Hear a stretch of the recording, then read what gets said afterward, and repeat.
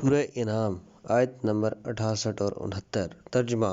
جس وقت تم ان لوگوں کو دیکھو کہ جو ہماری آیات کا مذاق اڑاتے ہیں تو ان سے منہ پھیر لو، یہاں تک کہ وہ دوسری باتوں میں مشغول ہو جائیں، اور اگر شیطان تمہیں بھلا دے تو جو ہی اس ستم گر گروہ کی طرف تمہاری توجہ ہو جائے تو ان کے پاس بیٹھنے سے کنارہ کشی کر لو، اور اگر صاحب تقویٰ افراد انہیں ہدایت اور پند و نصیحت کرنے کے لیے ان کے پاس بیٹھ جائیں تو ان کے حساب و گناہ میں سے کوئی چیز ان کے اوپر عائد نہیں ہوگی، لیکن یہ کام صرف انہیں یاد دہانی کرانے کے لیے ہونا چاہیے، شاید وہ سنیں اور پرہیزگاری اختیار کر لیں۔ شان نزول: تفسیر مجمع البیان میں امام محمد باقر علیہ السلام سے نقل ہوا ہے کہ جب پہلی آیت نازل ہوئی اور مسلمانوں کو کفار اور آیات الہی کا مذاق اڑانے والوں کے ساتھ اٹھنے بیٹھنے سے منع کر دیا گیا تو مسلمانوں کی ایک جماعت کہنے لگی کہ اگر ہم چاہیں کہ اس حکم پر ہر جگہ عمل کریں تو نہ ہمیں مسجد الحرام میں جانا چاہیے اور نہ ہی خانہ کعبہ کا طواف کرنا چاہیے، کیونکہ وہ مسجد کے کونے کونے میں پھیلی ہوئی ہیں اور آیات الہی کے بارے میں باطل باتوں میں مشغول ہیں، اور ہم مسجد الحرام کے کسی بھی گوشے میں خواہ کتنا بھی مختصر وقف کریں اس میں ان کی باتیں ہماری کانوں تک پہنچ جا سکتی ہیں۔ اس موقع پر دوسری آیت نازل ہوئی اور مسلمانوں کو حکم دیا گیا کہ وہ ایسے مواقع پر انہیں نصیحت کریں اور جتنا ہو سکے ان کی ہدایت اور رہنمائی کریں۔ اس آیت کی شان نزول کا ذکر جیسا کہ ہم پہلے بھی اشارہ کر چکے ہیں، تمام سورہ کے اکٹھا ہونے کے منافی نہیں، کیونکہ ممکن ہے کہ مسلمانوں کی زندگی میں ایسے مختلف حوادث پیش آئیں، اس کے بعد ایک سورہ اکٹھی نازل ہو اور اس کی کوئی آیت ان حوادث میں سے کسی حصے کو مد نظر رکھتے ہوئے آئی ہو۔ تفسیر: اہل باطل کی مجالس سے دوری۔ چونکہ اس سورہ کی زیادہ تر مباحث مشرکین اور بت پرستوں کی کیفیت کے بارے میں ہے، لہٰذا ان دو آیات میں ان سے مربوط ایک دوسرے مسئلے کی طرف اشارہ ہو رہا ہے۔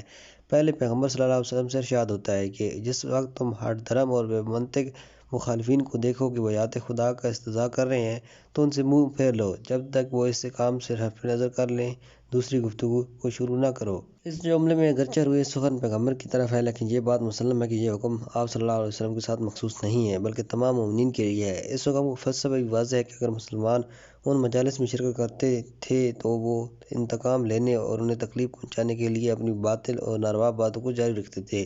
لیکن جب وہ بے اعتنائی کے ساتھ ان کے قریب سے گزر جائیں تو وہ فطرتاً خاموش ہو جائیں گے اور دوسرے مسائل شروع کر دیں گے، کیونکہ ان کا سارا مقصد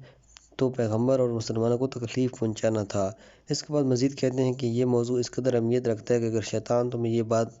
بھلا دے اور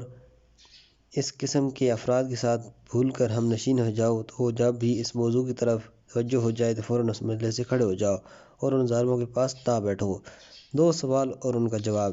پہلا سوال تو یہ بات ممکن ہے کہ پیغمبر اشتباہ اور نسیان میں گرفتار ہو جائے۔ اس سوال کے جواب میں یہ کہا جا سکتا ہے کہ اگرچہ روئے سخن آیت میں پیغمبر کی طرف ہے، لیکن حقیقت میں ان کے پیروکار مراد ہیں، اور اگر وہ فراموش کاری میں گرفتار ہو جائیں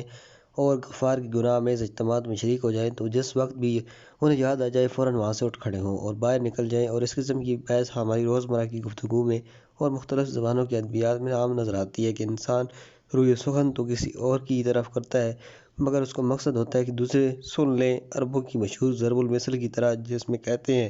میری مراد تو تم ہو اور اے پڑوسن تو سن لے۔ بعض مفسرین نے مثلاً طبرسی نے مجمع البیان میں اور ابو الفاتح نے اپنی مشہور تفسیر میں ایک دوسرا جواب دیا ہے کہ جس کا حاصل یہ ہے کہ انبیاء کے لیے خدا کی طرف سے احکام کے پہنچانے اور مقام رسالت میں سہو و فراموشی اور بھول چوک کا ہونا تو جائز نہیں ہے، لیکن موضوعات خارجی میں اگر لوگوں کی گمراہی کا سبب نہ ہو تو کوئی حرج نہیں ہے۔ لیکن یہ جواب اس اصول کے ساتھ جو ہماری متعلقین کے درمیان مشہور ہے کہ انبیاء و ائمہ علیہ السلام احکام کے علاوہ عام موضوعات میں بھی غلطی سے معصوم اور معصون ہیں، مناسبت نہیں رکھتا۔